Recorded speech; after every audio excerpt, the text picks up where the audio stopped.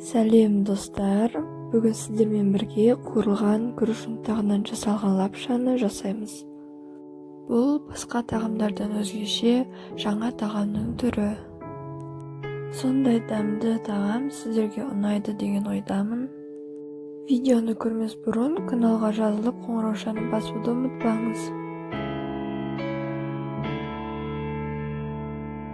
Қайнап тұрған суға дайын күріш ұнтағынан жасалған лапшаны жібітіп аламыз. 40-50 минуттай аз отпен жібітеміз.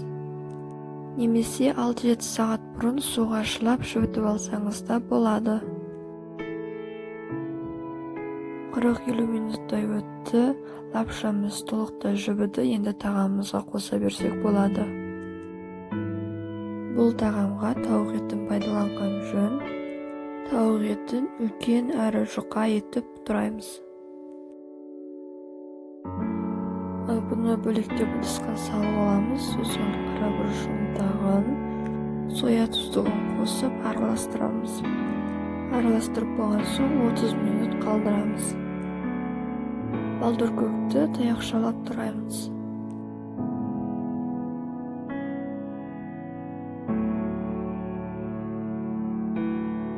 Сәбізді де ет сияқты жұқа әрі жалпақ етіп тураймыз.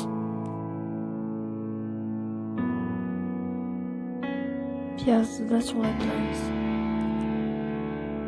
Көгін капустаны өз қалауымызға қарай қосамыз, оны да жалпақ етіп тураймыз.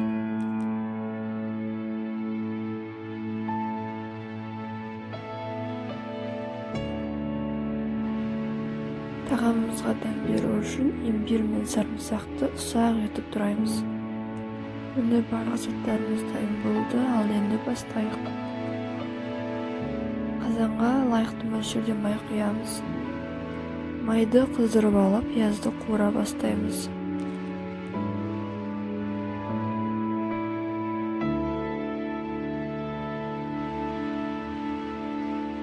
Сосын имбир мен сарымсағымызды қосып қуырамыз.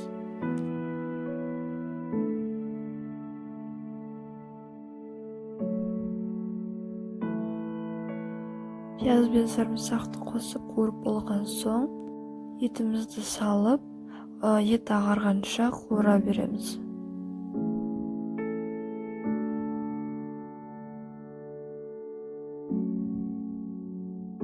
Ет ағарды, енді сәбіз бен балдыр көкті қосып қуырамыз.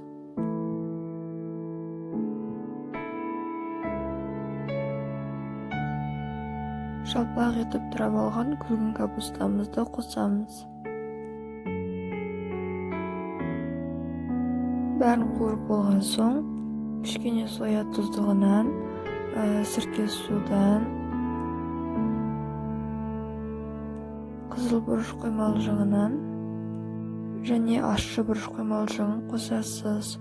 Сосын томат қосасыз. Ащы бұрыш қоймалжығын ланжу кеспесін жасаған видеомнан көріп үйреніп алсаңыз болады. Тағамымызды қызыл етіп шығару үшін кішкене қант қоссаңыз болады. Сосын бір қасық тұз қосасыз. Ұнтақталған қызыл бұрыш қосамыз.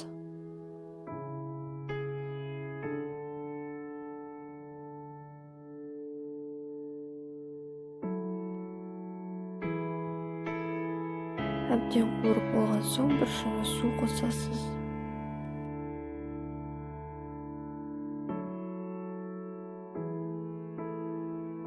Қақпағын жауып, 1-2 минутқа қайнатып аласыз. Суы қайнаған соң үстіне дайындап алған лапшамызды қосып қуырамыз.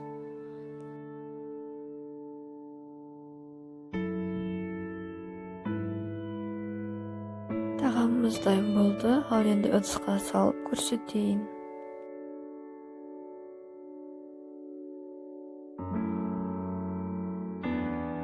Тағамымыздың дәмі сондай күшті болыпты. Сіздерге де жасауға кеңес беремін. Видео ұнаса, лайк басып каналға жазылыңыз.